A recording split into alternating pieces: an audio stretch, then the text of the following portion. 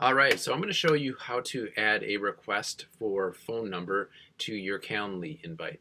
So what you're going to do is go to the actual event type that you want to modify, and you're going to click right over here to edit, and you're going to go down to additional options, invitee questions.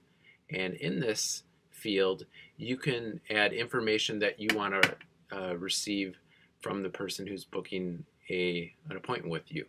And you'll notice the ones that are required have a little asterisk next to them. So what you can do is you can click add a new question and go down to answer type, and there's actually one for phone number. You can click that and click required and add that. I'll just say phone number, apply, and you can add that. You'll see here I have multiple fields in the one I've put together. Not necessary, but wanted to show you exactly how to add the phone number. If you have any questions, just let me know. I'd be glad to help.